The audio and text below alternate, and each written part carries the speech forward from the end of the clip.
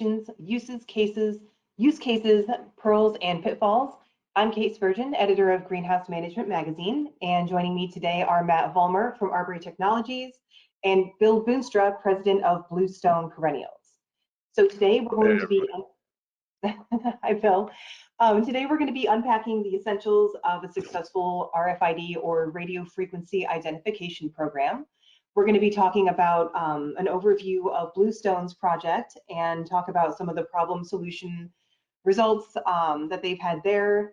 We're also going to have lots of time for questions at the end. So if at any point during the webinar you have any questions at all, please look to the right side of your screen. You will see a place where you can enter all of your questions, and we will get to as many of those at the end as possible. We're also going to be talking about some of the pearls and pitfalls, how RFID projects begin, are administered, and evaluated. So just before we get started with introductions and everything, I also want to let everyone know that if at any point we're going a little bit too fast, you want to go over some things on your own, please know that we will have a recording in a few days that will be sent to everyone who attended and also to everyone who registered. So please feel free to share that with your colleagues and your friends in the industry. And we're going to go ahead and get started with the introductions here. Hey, well, welcome everybody. I'm Bill Boonstra, second generation manager. I've been doing this most of my adult life. My dad had a nursery when I was a child, worked there, and then worked at another nursery. He started Bluestone. I was the first employee. Bought my way back in '83. My dad retired in '93, although he's got a golf cart and he lives nearby and is still driving around the nursery, but he's in his early 90s now. And we have been playing in the retail space from the very beginning. So I don't know the mix of people out there, retail, wholesale. I had a robust wholesale division till about 15 years ago, although it was always, we've been retail centric. We dropped that to focus entirely on retail, and that's the girl that brought us to the dance. So everything we're doing on our side is predicated on having a shipping setup full of somewhere around 1,400 active players, active skewers in a season, SKUs, and we're shipping from, I really hate to ship in March because we're in Northeast Ohio and we can still be shoveling snow pretty hard. So somewhere the last days of March, we'll crank up, we'll have dress rehearsal. And then by first week April, we are off and shipping for our lives. That will continue through till about mid-June. And then we fall on our faces. We artificially just cut the tail off the season. This year, I think it would have just kept running forever. We've never seen demand like this. I saw something slightly similar in the mid 80s, about 86 to 89, but nothing like this. Boy, COVID hit the entire country. It seems like they stuck their foot in the ground, pivoted to gardening. Everything went berserk. I hope you guys all saw that same kind of demand, because it didn't matter. We could have sold everything, anything. We could have just sold the thought of gardening this year. So one of the things that did was it just pressured all our systems beyond belief. We went basically ×7 overnight. So if we would answer 2,300 emails in a season, we got 10,000 on the weekend. We just absolutely went berserk. What that did was the RFID journey we were on, it took it from, let's kind of test it out this year, start to get the kinks out, to absolutely full on, and we would not have survived without it. So the RFID journey that we were on, we have all these systems in place. So we have about 5 acres of greenhouses. Our shipping setup can hold somewhere around 3 to 4 days worth of product, and we're reloading that. So in any given day, we're reloading somewhere around 1/4 to 1/3 of our setup, so that we never have a picker walk to a location and not find a plant. So every step is precious, every second is precious in the springtime. So one of the things we were trying to accomplish with RFID is I had about 4 people in inventory management, and we're busy selling along, we're exposing our inventory to the internet, For us, we take about a little north of 85% of our total order channel is web driven. Print's a big, strong thing, but that would be a topic for another day. So we were looking at it, trying to decide. We had a lot of our key people out just counting inventory down to the last plant to make sure that we did not overcommit to our retail customers. In a lot of cases, we are shipping within 2 hours of receipt of that order. So as we start to work our way down, if we sell something we don't have, God help us. Not only do we look like dummies to our customers, we also spend money reaching out, contacting, picking subs, kicking orders out of our shipping lines. It just gums the whole works up. So as we looked into RFID, we had the Arbortech boys swing by to a local nurseryman show back in November of 17, and that kind of lit the fire. So we looked around. They were positioned the best to possibly be able to land this project. So we started discussions. We brought them out. We did some nursery tours. We started to bring them up to speed on what we were thinking about doing with their systems. And bless their hearts, they didn't run away screaming. They were open to the idea, because what we were going to do was take their concept and ramp it up. We were going to shoot it full of steroids and roll it out there. We were going to go from grade school to graduate level as fast as we could go. The initial concept had us trying to leverage the RFID technology really 3 different ways. One would be in order fulfillment to where we could check our orders. The other would be in inventory management, and then to offer that visibility to all segments of our company. So as we got, the third was GPS, sorry. So what we do is we track all our greenhouses. So on the slide that you see sitting there, you can start to see some houses, some blocks. Those numbers running down that greenhouse floor, we're tracking on about a 20 square foot block, basically 2 ribs of the greenhouse. You can see it running down. So we have a house number dot, and then we have a decimal, how far down the house it is. So we're busy tracking, scoring, doing all this by hand, entering, keeping track of it, and then using that to generate pull sequences where our reloaders could go out and have a walking pick sequence and just work our way through all the houses, gathering up the inventory to reload that setup that's this hungry beast wanting to be refilled at least a quarter of a day. So we were hoping to leverage the cost of this rascal across those 3 areas.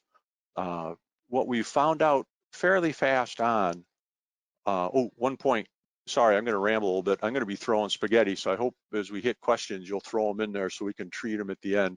So as you see those blocks of plants, and this is a perfect slide to see, right after that euchre in the foreground, that red and purple foliage, you can kind of see that one flat that's not all there and kind of has a wood stick sticking up. Just drop your line of sight down from that first irrigation head. So in our manual systems, we were tracking where that block was.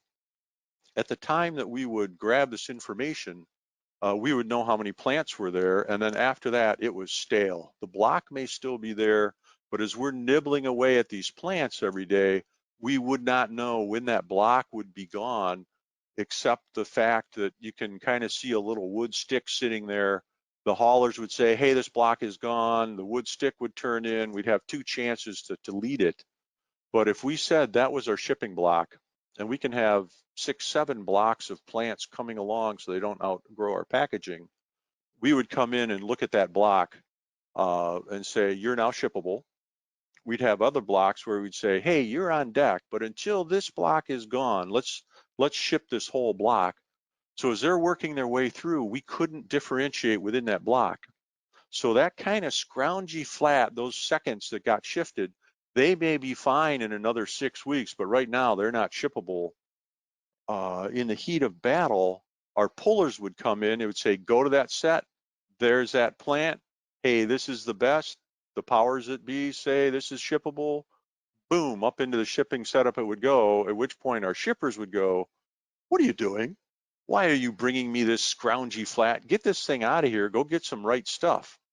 So one of the beauties of RFID when it came in is we quickly left labeling each of the pots in those flats, and we went to each flat. And we did that, one, for cost, two, for the labor of sticking those extra plant tags in, because you can't, okay, right in front, I wish you could see, they can't see a cursor, can they, Matt? Maybe? But anywho's, right in front of that first green block at the bottom, there's a pink tag just ahead of the pink foliage of those plants. And we can see it in another, yeah, down a little bit, the first green block, yep, oh, yep, you're on it, up a little bit. Don't you love this, everybody? Hey, there's the tag. See it right there? Yes, yes, yes, yes. So what we did then was flagging each of the plants, flats. Each of those flats then have a default quantity. There's 18 pots there. And we can now say, you've got 18 in this flat, you're not 16, you're not 12, you're 18, you were stuck on this date, you were stuck by these people, this is your grade, you're shippable or you're not shippable, or you're on deck, or you need to go to the hospital. We would know the vendor that sent it to us, we would know the age, and when we would to stick that RFID tag in there, after that, we're done. So all of this work that we're doing to tag our product, it's in the system, and it's in the system when we're not shipping. And I cannot emphasize enough how huge that is for us, because when we go to shipping, we don't sleep, we don't bathe, we don't mow, clean, we don't go home, we don't do anything. We hijack school buses, we just ship for our lives, and I'm sure you guys are all the same way. There's no time. Every tenth of a second you can squeeze, we'll squeeze it. So the beauty of the RFID installation for us is that all this is happening outside our shipping windows, and we'll have all this plethora of information we'll get into without having to do anything. It's there. So we have all these houses. We have the tags stuck. We walk around and we grade, and Matt and the boys have jimmied all of their programming for us that we'll get into, to where we can drive this whole system basically with a cell phone and with a fob, a scanning fob that looks like your car fob. We can grab them and walk around. The data usage is just about zero. I've never had any employees complain. They don't need any extra tech. They're already carrying a phone anyways. And we can walk around, and in a block where each of those flats are tagged, we can take our little reader and go up and go blip and pull up all the information. So if we were to go to the next slide, I think you can see Shannon working her way through. Now what she's got there, we're going to touch on scanners in just a minute. And if we go to the next slide, Matt, do we have a picture of the fob? We may not. Okay, that's a radar gun. Okay, so no worries. So what we can do, the read range on the fobs you can control, but basically think you've almost got to touch the tag. It's about 3 inches. So any of the growers, anybody can walk up to that block, just blink on one tag, pull that block's information up, say, hey, you know what, you guys are all shippable now. Say, make all these shippable, hit a button, and boom, we're done.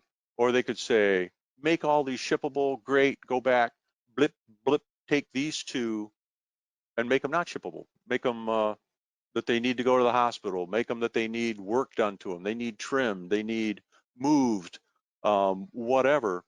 So with carrying very little gear on your body, because a lot of us, well, I'm running around, whoops, over here, I'm running around with radios like you guys are, I've got my phone on me, I'm carrying paperwork. So the fob takes up very little room. We've got them on lanyards, we hang them from our belts or whatever. And so we'll go around and score this stuff. Once the shipping starts, we will generate these pull tickets to walk around in the sequence, to go grab what they need out of our setup. And we're shooting our setup with basically barcode readers and Motorola handheld units. I should have grabbed one for this, but this is my first webinar, so bear with me. So anyways, they'll go through and they'll go, give me 2 of this, give me 4 of that, give me 6 of this, hit a button, boom, we get a pull sheet, we hand it to the guys, they jump on their gators, tractors, trailers, whatever they're doing, save every step by following this picking ticket through the nursery, up and down the aisles, grab this stuff, bring it in, land it on the tables. The act of grabbing that stuff will update the system, because much like in the picture there where Shannon is holding a scanner, we have a doorway scanner, or what we call a Stargate. So when the haulers come around to load the shipping setups, they pass a scanner. They don't even really know it's running. They go by and that scanner will automatically take, instead of being out in that greenhouse, it will say, you're not in that greenhouse anymore. You're now in the shipping setup. So without any effort on our part, the inventory is moving and landing. As our pickers come through and grab that inventory and it moves into shipping, it says, hey, goes through another doorway scanner. You're not in the setup any longer, you're in shipping. So now we have a quasi real-time inventory in what's in our shipping setups, and we can actually go in and say, we know how much is supposed to be here, how much does RFID think is in here, generates a pull ticket to go out, and we've automated that shooting of the tables also. So once they're into the shipping setup, then our orders are fulfilling, they're packing. We found out that we could not use RFID in that tight an architecture, and I know we don't have a picture of that, but we're just barely 6 feet away from each other. We're moving a whole bunch of orders at the same time, and we could not contain that scanning radius enough, but we were also well on our way, and I don't think I have one up here. Shame on me again. But anyways, we have a QR code on all of our tags that are going to our customers, and they can take their phones and look at the tag and pull up our fly page of our website with one button. They can order it, they can get all the care information, spacing, whatever. But we can also use those tags to drill out our SKU out of that embedded HTTP link, and we can use that for checking orders. So pretty fast, we ditched trying to do GPS, because although there is a GPS function, for us, it's a little too broad to know within about a foot where that plant is. It can get you within about 20, 30 feet. But for our pullers, we needed more accuracy. You can get that accuracy, but you got to be ready to put up some serious bucks to have enough scanners to know where all that's at. So we were thinking, well, you know, we'd have to do all these supplemental scans to prove what's out in the greenhouses and not prove it. And we found we did not have to do that at all. Once we've got it tagged and information as it's going by these doorway scanners, it's already doing its thing. And the key for us is we are living a lot of times outside Arbortech's architecture, because we've got all these systems already, not RFID, but we are taking the database. Let me get rid of that call. Sorry if that's climbing over my mic. We're taking their database, and every 30 minutes, we're coming in and saying, API call, give us this, and they can help you with that too. I've got my guys, but give us all this data. Let's munch it and make it pretty and pour it into our system. So every half hour, we get updates on what's going on out there. And so for the first time, not only can our shipping managers, our pullers, our growers, our office can look, click on a screen and look and see where everything is at, how many are there, and what shape they're in. And that is absolutely huge for us, because as you guys deal with, depending on your roles in the organization, the natural friction between sales and marketing and production and shipping is there. There's just no way to get rid of it. Just the roles are too different. They need to sell, they don't care whether it's there, and they need to grow it, whether we sell it or not. So having this holistic view, 40,000 foot, and we ended up calling it GoldenEye if you're 007 fans, looking down from the heavens, And at any time we can see, and we don't have to do a thing other than our normal jobs, and it's getting updated every 30 minutes. We tried an hour, we found out we needed it sooner than that. We tried a half hour, that felt about, Papa Bear, Mama Bear, Baby Bear. We went faster, and the bandwidth of shoving the data up and down wasn't quite there. But anywho, so that's how we're using it. On the scanner side, it should be mentioned there's a couple different ways those scanners worked, and the Arbortech guys were absolutely fabulous. We brought in one of every different scanner there are, and they can run through it with you guys when you talk to them. But there's scanners that will talk to your device, your phone, or we tried laptops, we tried iPads, we tried a bunch of stuff. For us, what's worked the best is our mini iPads are perfect. They're not hard to carry. If you're inputting and doing a lot of work, they'll grab those. If it's just walking the greenhouses looking, they will take a fob with them and do it. But the bigger scanners need power. So there's battery packs where you saw Shannon in that previous screen. She was wearing a battery. That's basically to carry the interface for that scanner and a battery unit. So you're talking maybe, we've never weighed it, 7.5, 8 pounds on your back.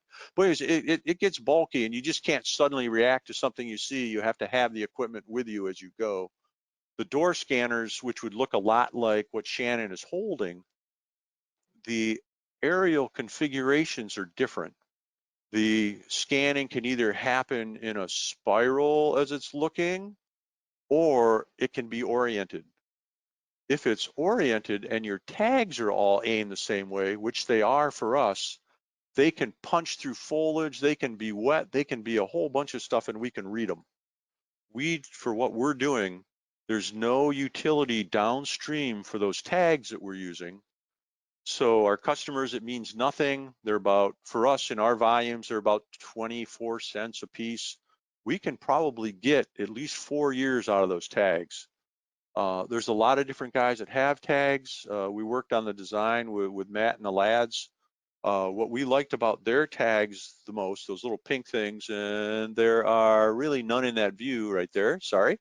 But they flipped the aerial, they moved it all the way up at the top of the tag.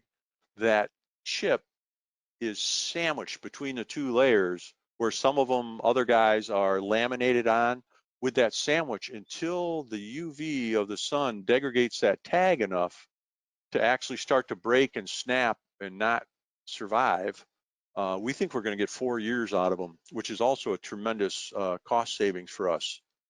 So we do have the labor of pulling those tags as they're coming into the setup, but we're only having to pull one for every 18 pots that are going by.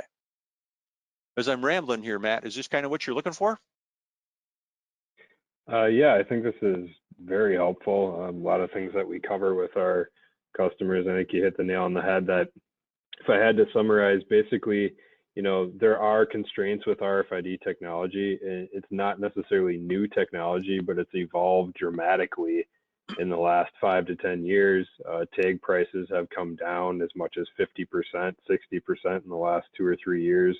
And it really comes down to fitting the right hardware to the application, which I think you've really mentioned, Bill. The setup, different hardware devices used in a doorway are very different from those used as a handheld, and it just depends on the application. And what we, I think, specialize in more than anything is making sure that we're fitting the right technology to the right application, and starting with the desired outcome, from the get-go. And I'll talk about this a little bit later in the slideshow, but if you really understand your workflows and what you're trying to accomplish, we can really help customers pinpoint the bottlenecks and figure out the right technology for the specific application. And I think that's critical. Okay, so a typical, great, gave me a chance to get a drink of water. So and you got to holler if we start running too long for questions or so. But anywho, so a typical day for us, the technology is still evolving. I mentioned that we got basically from a test, we went all in full bore. We had no choice.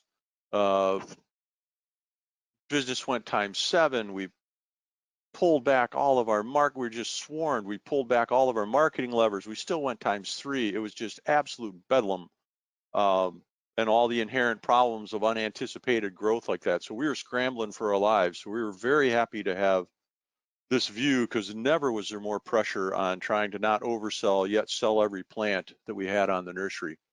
So a normal day for us when we're not shipping right now, we have not released the technology out to everybody, all the work crews. We're still evolving the software. We hit the season and we just ran for our lives. We're now doubling back. The guys are always great. They have 2-week sprints, and we'll mention what we're seeing in the software, what we think would let it go faster and be cleaner. If it's something that would have legs for the other customers, they'll just jump on it and do it. If it's some really weird one-off thing that's only going to be on me, then I'll pick up the nickel on that programming. But they fit that stuff in right away. They keep us in the loop. We just have a blast with their programmers. So a typical day for us would be a production crews are running. If things are being consolidated, shipped, being done, those tags are getting pulled as they're coming into our shipping order checking area. Those are then carried over and dropped down what we call a laundry chute, but basically it's a contained another doorway scanner that, instead of saying, I'm not in my house, I'm in setup, I'm not in my setup, I'm in shipping, I'm not in shipping any longer, get me off the system. As we drop those tags, as fast as we can drop them down the laundry chute, they're off the system. So, you know, the data is never more than a half hour old. And in the old way, we could go 2 weeks. If we got hammered, we could go a month without getting out there and verifying those houses, and we're living on those figures. And if anybody did a transposition error, did anything weird, missed something, if we grew 23 and they said 32, we're gonna sell those extra 9 plants. That all went away. We found we could live on all of the stuff just fine with that initial input without additional scans. So problems. Oh, I'm sorry. I better finish today. So we're walking around. Those tags are being decremented off the system, and there's crews that are going out when we freshly produce stuff. The crews will throw one of those wire stake flags. We happen to use white. They'll throw a white flag in it. Any of the RFID guys walking around will watch, and if they see any white flags, they'll walk over and get that into the system. We're not using RFID to track production entering or anything, although we could. That's probably in our future. Right now, we're still on our pencil and paper hand systems entering production and getting them in. So where they're walking around, if they move anything anywhere, it gets a white flag, it gets a colored flag for where it's going. We're saying, hey, scoop up all the yellow flag stuff and go into this house. They'll move it. When they land it, they pull the yellow flag out. They'll leave the white flag behind until we locate it. And it flows. It flows really well. We're really surprised at the low amount of weird stuff happening. The tags themselves are the same height as our normal product tags. They're not up any higher. So if some dummy, if somebody gets overzealous with a hedge trimmer, if we're cutting things back, we've only golfed a few tags and chopped them up. We thought that was going to be a problem, but the tag height is perfect. We found if we slide them in with our tag, and well, back in the corner over there, whoops, pointing the wrong way, there's a cocoa pot. Our pots are, the plant completely roots out. We find that after it starts to root, we can't actually get tags in them, so we tag them pretty fast. We initially started sliding our tag in alongside our product tag. They're inch wide, polystyrene, whatever. I can get that for anybody that needs it. What we did find out is that if there's a lot of moisture and we slide those tags back to back and they're stuck and we're reading from the side of the product tag, sometimes we can't read them as well. So when we stick them in, whoop, we'll just offset them a little bit so the aerial in that tag is visible. With the big scanners that you saw, then what we end up doing is we put them on golf carts. We put them on little push buggies. We actually even hang them off a mountain bike and ride up and down the aisles of our greenhouse reading the product in. If we do a total range scan, pull all that in, and then we can compare what we've got against what's there. And it works pretty good. We can do 5 acres of greenhouses. It takes us about 4 hours to actually go up and down every aisle and transmit that data up. I should mention that depending on your setup, we're extremely rural here, but because of our normal operation, we already had fiber coming in. We were already at gig speed switches. We were already at Cat 6, at least cable everywhere. So our infrastructure was pretty good. But when you're doing these entire range scans and sending stuff up and down, especially with those API calls, you are chewing some bandwidth, and you'll want to look at your infrastructure. It's not extremely greedy, but it is something to take into account when you do it. So with about 4 of us, sure. There's a question from one of our attendees, and they're asking if you tag per plant or per block. We tag and per flat. Yep. And that what was kind of your thought process behind that? Well, at the time for us, there's 24 cents a tag, and you've got, okay, you're out of shipping. You've got that tag in every pot. That's nice. And we can, and there's some things that would just bother us that we can touch on. I don't want to confuse anybody by too deep a dive here, but by the time you were to tag all those, say 1 million tags, that's not inconsequential labor. The killer is, since we're not sending it downstream, and for us, without a wholesale division, there's no utility for that tag to follow. It could be a selling point on a wholesale side, especially if you're supplying big box stores or whatever, to let that information flow through. But for us, not only do you have the labor to tag it, you've got to pull all those tags when you're done, when you go to ship that plant. And for us at the flat level, the moon and the stars came out. It was a hallelujah moment. Cut the cost to 5% of what it would have been otherwise to implement. And it's the sweet spot for us. Do we give some stuff up? Absolutely. So we mentioned the flats coming into the setup. So you've got one tag, you got 18 pots. We're picking retail, so a pot goes out, a pot goes out, a pot goes out. You don't have 18 plants in there. How much slop are you willing to accept, knowing what's in the setup versus not really knowing what's in the setup? So for us, what we do is here we go, down the rabbit hole. That's okay. You guys are ready for a journey, right? Okay, so in a normal year, our retail setup areas are open to the public. Our mail order lines, people are coming in and shopping and giving us money and running out the door with product. That's great. That couldn't happen in COVID. We had to close, but someday we'll be back. There's this pink shiny tag. It's it's only in that pot. So do I want that as a customer? I don't know what it is, but it's shiny. I want it. So we had our customers unlabeling our flats, at which point then, if that tag doesn't get off the system still thinks it's in there until it moves out of there. It's not gone. We didn't have a doorway scanner just for that.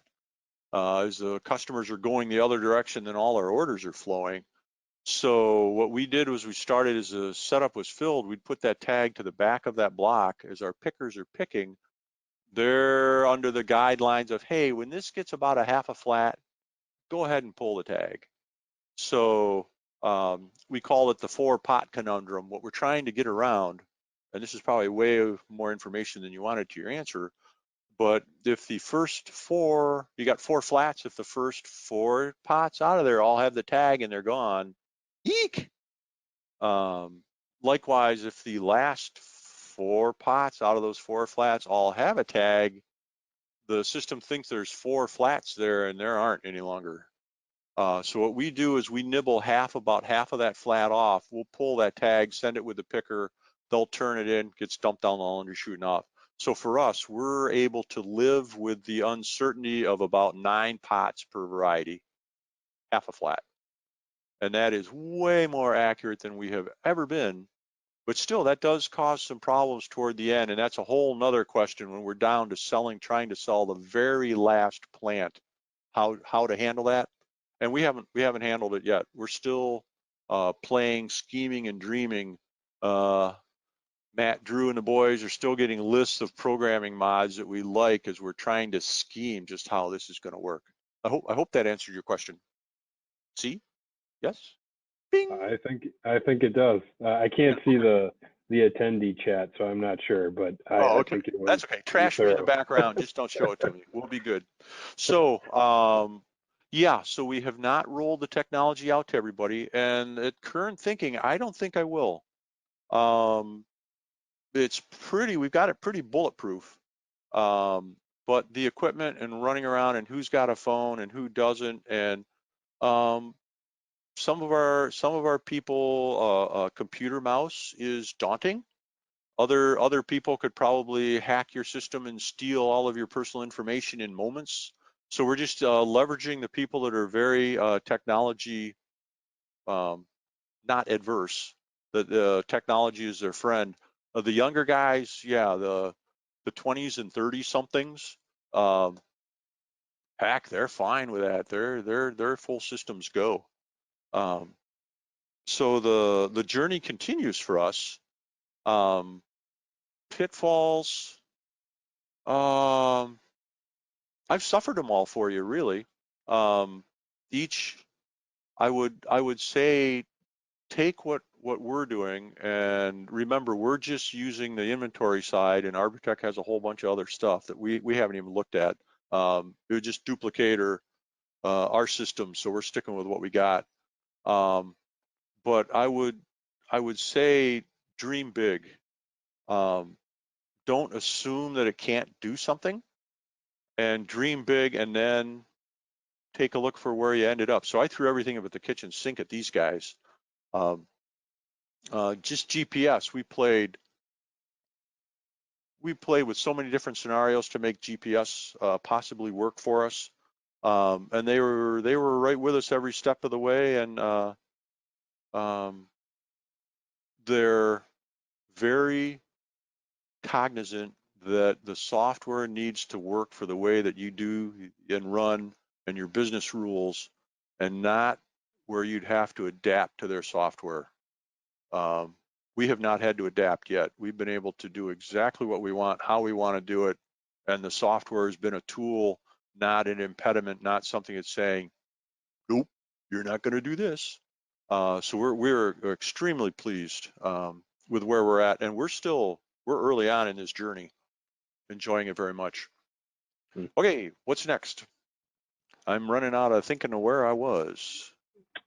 I think you hit on most of the things learned. You talked about tagging at the pot level. I can run those, yeah. Apple versus Android, not a lot of difference, but enough of a difference. The native iOS systems, and I'm an actual Apple guy anyways, from catalog design, and I'm wired to Apple and used to that universe. But the Arbitech app just slightly they're closing that gap all the time, but the native navigation within the Arbitech app, we feel is superior to Android at this point. Is it a superior enough to be a deal breaker?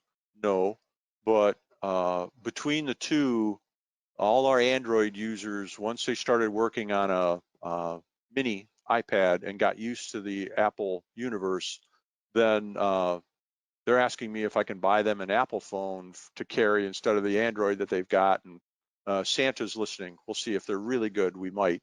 but we're Dutch and we're cheap and we squeeze every penny for our lives. So we'll see how that goes. Yes, GPS, we got that. Yep, we got that. Blah blah blah blah. Yeah, that pretty much has got it covered. Yes, I'm sorry, I'm reading the slides here a minute. Oh, okay. So we always have mortality, loss logs. That's one of the things we have not been able to incorporate. So out in the greenhouse, we stick. Actually have a, we go with, I guess that's 12-inch wood stick. We're putting the code on there, we're putting the name, we're putting the production date. This serves as a beacon to the flat fillers where their walking sequence is getting them within this 20 square foot block, but they can quickly look and see if that code matches up on their pull sheets or the name. It also gives us a chance that if we have recorded the losses, we've got some place where we can mark it, and when we're walking by, we can visually see that, hey, you know, maybe we scored this whole block as shippable, or maybe as a minus, or maybe we've taken those 6 flats that we don't think are growing as fast. We've put a mark on there. So we do a quick visual mark with a Sharpie on our wood sticks, just to save us having to go, did anybody do that? And call it up and look. They can just go, yeah, we got that. Oh, we don't have that one. Boop, boop, boop. Don't, you know, again, we're trying to squeeze every 1/10 of a second, every footstep we can through there. So loss logs, because the loss needs to get back into our software that we track production with, and we need to adjust that software for our variety churn to see if we're producing at the correct time, and we're producing on a 15-month window across a year with overlapping production times. And Arbitech, we do a year on our tags. We can handle all that kind of stuff. We are needing the information on what block, how many went bad, into our schedule so we can look in our end of season roll-ups and say, hey, we didn't have this plant. What happened? Oops, it wasn't ready. Okay, self-inflicted damage, we should grow more than we actually sold. What was the oops? Was the oops self-inflicted because we missed our growing schedules, or our suppliers didn't get them to us in time if it's a purchased item? Or did we hit the schedules and the schedules suck? So we go back and look at each item that wasn't ready when we thought it was by monitoring what's in the setup and not week by week, and seeing if we had a void in the setup for a little bit. And then we had the plants back in to adjust those growing schedules. So basically, if you don't learn from a mistake, from an oops, it's just foreshadowing. You're going to do it again. So we try and keep sweeping and cleaning and get smarter every time. So we have not solved loss logs within Arborland, as we call it, and I doubt we ever will, because there's so many other things that are happening outside of them. Okay. And we tried an hour on refresh. We settled in on 30 minutes because even though it's all electronic and is sweeping on timers, we found that we are doing a total data replacement. We're just not modifying. So we have to zero all of the information out and then remunch it, repolish it, remake it pretty by bringing it down, putting a bow around it, and porting it into our system. That window of not seeing the data is about 5 minutes. And you think it wouldn't matter, but when we've got so many fingers in the pie, so many people looking, if they look and they go, what? It's gone. What the heck happened? Oh, it's between 12 o'clock and 12:05. I'll wait one more minute and blip, there's the data repopulated. So we do it right on the hour and right on the half hour to make it easy for everybody to remember that there's a blackout window, like Apollo 13 has gone around the moon. We're in blackout, we're just about to come back. And then in the evening, I stop that from like 7 o'clock at night till 5 a.m. in the morning or whatever, just to save Arbitech systems from going up and down, from having us burden them at all. And at this point, their systems are so fast and have so much bandwidth, I don't think we could hurt them. early on, if we really munched a lot of data on them at once, we could actually slow them down, and that's not a concern any longer. That's again we were both cutting our teeth on this at the same time, and they've learned a lot too, and we've learned a ton, absolutely ton. The good news is, again, the software is not God for them, and it's a servant. And if you need to change what your servant's doing, great, and they've been very agreeable to that. Okay. Yeah, I think I was just going to comment on that really quick. I mean, our development philosophy is really that we try to build solutions in somewhat of a generic way that can be used to support standard operating procedures, not drive standard operating procedures. And with a lot of our customers, we work pretty hand in hand, either writing or helping to adjust operating procedure documentation, and really just writing in how do you use our tool to support that procedure or in line with that procedure, not rewrite the procedure to work with our software and vice versa. So that's kind of really, to be honest, at some of the core of our development philosophies. But I know we got about 10 minutes left before we hit the hour. Okay. I don't know if there's any other questions from the audience. I do have a little bit of extra time to keep going if we go over. And I can fill it. I've proven that. I don't think I can see the questions coming, but while they do, if I was a classic nursery shipping B&B or containers and I was loading trucks, oh man, you talk about an absolute home run to know what went on that truck. I can't imagine how often you guys end up with something on your loading dock going, whose was that and where was it supposed to go? And you could proactively know whether that load was complete or not before you pull that door closed on your loading docks. The scanner in the doorway for each of your loading bays, and you got it. Yeah, it's it's really fun once you get it out of the box and start playing. Again, dream big, because it can do just about anything you can dream up. Absolutely. I think the one thing that I always try to think about too is, obviously we love to dream big, but I think just working with you guys, Bill, there's certain things that we wanted to accomplish or had the dream to accomplish, like GPS, but I think we all eventually realized that there's a significant amount to gain, even if we can't quite go there yet. We could implement what existed or what was possible and still, drive some pretty significant gains, which I think sometimes prospective customers, at least on our end, are looking for a magic bullet. And, as much as I would like to think our applications are a magic bullet, typically magic bullets or silver bullets don't exist. But there is a lot of work that can be done that can add a lot of value, going in that direction. And I generally encourage people to not wait for the silver bullet, because there will never be one. And you have to start somewhere, right? And the progress that we've made with Bluestone Perennials and partnering with you guys has been, I think, pretty dramatic. After, probably 3 years of conversation to figure out what could be done and what was realistic and what was possible today and where we could go in the future.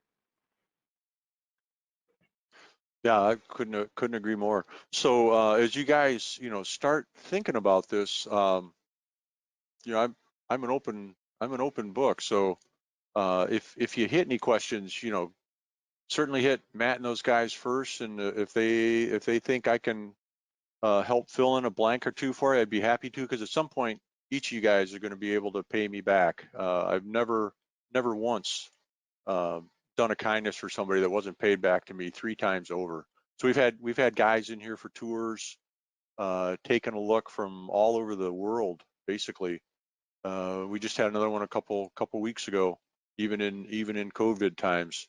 So yeah, I just, you guys keep promoting plant material and keeping everybody gardening, and it'll lift everybody up, and we'll all stay in business and have a blast together. But anyways, the takeaway is don't worry about. Go ahead and reach out to me if you think I can save you guys a step or two And just by your questions, you may trigger a whole nother application that I haven't even thought about yet, and make me stronger and smarter and faster. Not younger. Absolutely. Can't go there, but I can still get smarter and faster. Any other questions hanging out there?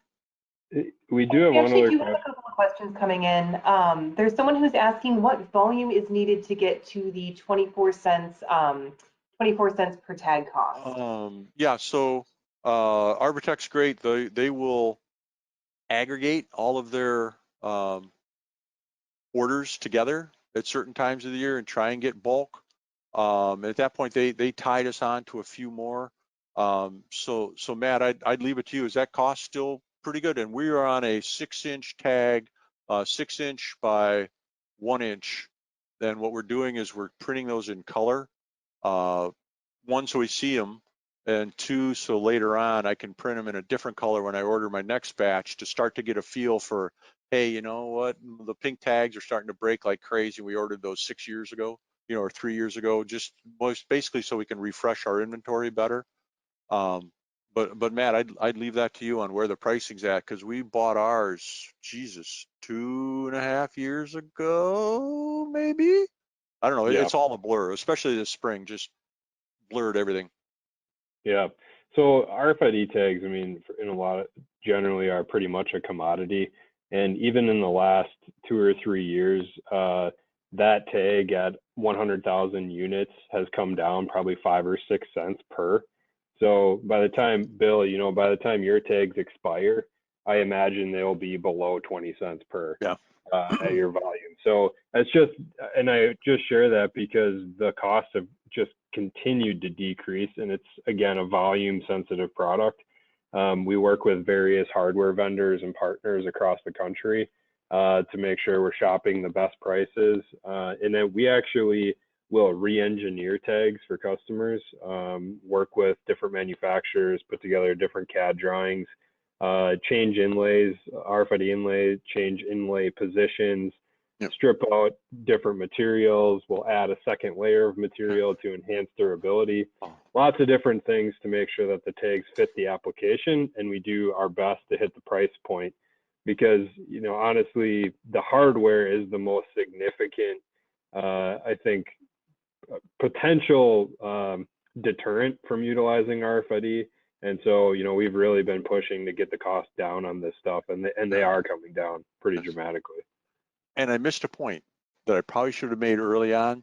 Okay, you can pre-encode information on those tags permanently, but we didn't do that. We went with just pick looks like a launch code. It's like 16 digits or so. The only thing that's on that tag for us is just a unique tag identifier, a tag number per se, and that just relates then to the information in the database, ties it together. So as soon as we erase that tag, there's no permanent information. It's a blank slate. We can say, okay, here's all this new information that points to this tag that we're reusing. And we've been reusing tags like crazy without any problems at all. But that's one thing you'd want to think about for if there's downstream utility for a Walmart, for a whatever. You may want to have your tags permanent, some information in there permanent, possibly their UPC code numbers or whatever. We're just a link in a database, linking table, and away we go. Yeah, what's great about a lot of these RFIDs, like even the pot stick RFIDs that you guys use, they come in a roll. They can be thermal printed with a Zebra printer or Toshiba printer or Sato printer. And most of the newer printers, actually Toshiba came out with a new printer in December that can handle up to 10-inch media width. So if you are using a larger loop block or keyhole style tag, we can actually print and encode those custom with one of those horticultural thermal transfer printers. So you can print on demand, and you can actually encode RFIDs on demand as well, using standard label printing software like Nice Label or Tag It Pro or Bartender. Most of those have RFID encoding ability, as long as your printer has an RFID encoding module. So there are some definite efficiency gains that you can take advantage of if you do custom encoding. For example, some customers that we custom encode EPC values for, we can create and populate new inventory in the system based off of the attributes that are encoded. So there are advantages in certain situations depending on the application. And again, you know, it all comes back to what you're trying to accomplish with what type of information. So, and I didn't mention when we're tagging product out in the greenhouses, a couple different ways to go. We can either take those tags and go blip, blip, blip, blip, blip, blip, and make a selection up with the close scanner, or we can aim one of those stronger scanners up so we don't pick anything else out of it, take 10 inches of labels off, or 4 feet equals how many tags, and just carry it over the top of the scanner and say, hey, for this bunch, you're all this plant stuck on this date with this vendor with blah, blah, blah, rip them up and put them in. So the actual programming out in the greenhouse is not cumbersome at all.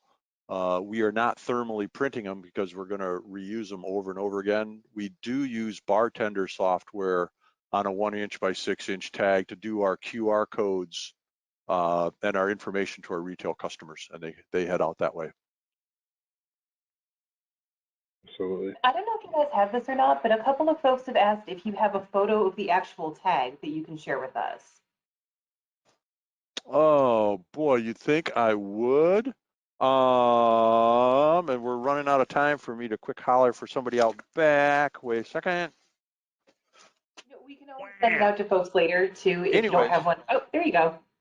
Yep. This Oh, is, there you go. Of course. The man. Example. This is probably slightly different than what you use, Bill. I think this is a 4.5-inch tag, not a 6-inch. But you can kind of see the RFID inlay, I think. So that's a chip. Yep. So it's positioned towards the top of the tag to make sure that that inlay is up above the substrate. And again, this is one of, you know, many types of RFID tags that we have and work with our partners on. Here's a loop lock style tag. Again, you can see the chip or inlay towards the end of the tag there. But you know, one thing we get asked about a lot, and Bill, you could probably, you know, speak to this, is why use RFID instead of barcode? I have a long list of reasons why, yeah. But would be great to hear your. Yep. Yeah. You know, if it's a barcode, God help you if it's a classic barcode, a 309 or a 128, because you scratch that, get any dirt on it, you're done. We went to QR codes because you can destroy somewhere around 40% of a QR code, still have it readable and legible. RFID then, instead of visually seeing the tag, the readers are emitting radiation that hits that aerial at the top of that tag, that upper part. And we go with 6-inch tags because in our 4-inch pot, we can never stick that aerial down into the dirt and reduce its readability. And Matt and the boys flipped it, and we put the aerial up on top so it'd be the most visible. But that energy hits that tag, gets picked up, powers that tag up enough to say, raise its hand and say, hey, I'm here, this is me, I'm tag 1234. And then the software in the background says, oh, 1234, here's all your information out of the database. So we have this information flowing back and forth. But with a high-powered linear scanner, one of those big kind of pizza box size scanners, standing in the end of one of those houses from the early pictures, we were scanning tags halfway down the house. Now our tags are oriented all the same way, and we orient the scanner, and we're using a high-powered scanner, but it 60 feet down the house, it's reading these things, and these tags aren't straight on at that point. We're reading from the edge. Woo! So what we found out is our houses aren't spaced 60 feet apart. So when we're scanning one house, we may be scanning the next one and the next one at the same time. So we spent a lot of time on the software, and it's all in there now.